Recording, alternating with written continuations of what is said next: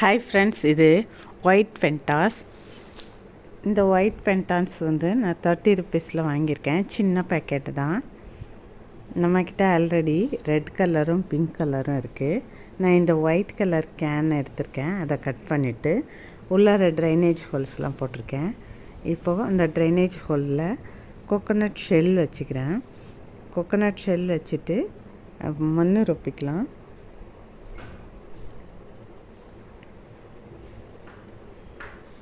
மண் ரொப்பியாச்சுங்க.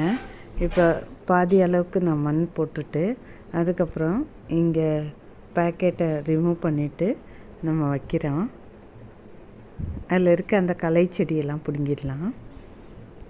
களை செடி மேலாக்க இருக்குதுல்ல, அதெல்லாம் எடுத்துட்டு இப்போது மறுபடியும் கொஞ்சம் க்ளீன் பண்ணிக்கிட்டோன்னா நல்லது. இல்லைன்னா களை செடியெலாம் மறுபடியும் முளைச்சி அது பூரா சத்தையும் மண்ணில் இருக்க சத்தை எடுத்துரும். அதனால் இந்த களை செடியெல்லாம் க்ளீன் பண்ணி எடுத்துக்குவோம் நல்லா.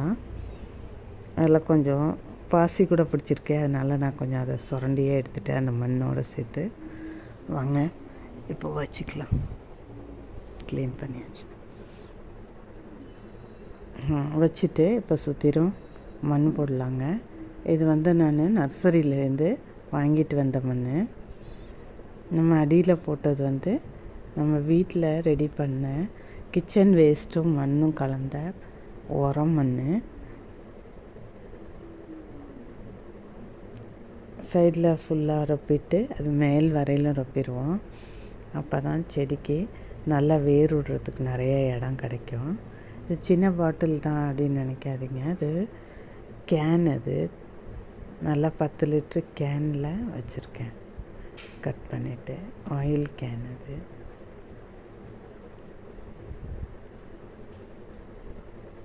ஓகேங்க, மேலே வரையில் வந்துருச்சு. இவ்வளோ மண் போதும். நம்ம மாடி தோட்டத்துக்கு புது வரவா ஒயிட் கலர் பென்டாஸ் வந்துருச்சு. ஓகே ஃப்ரெண்ட்ஸ், தேங்க்ஸ் ஃபார் வாட்சிங். யாருக்கெல்லாம் பிடிச்சிருக்குன்னு சொல்லுங்கள். லைக் பண்ணுங்கள், ஷேர் பண்ணுங்கள். Pentas white colour.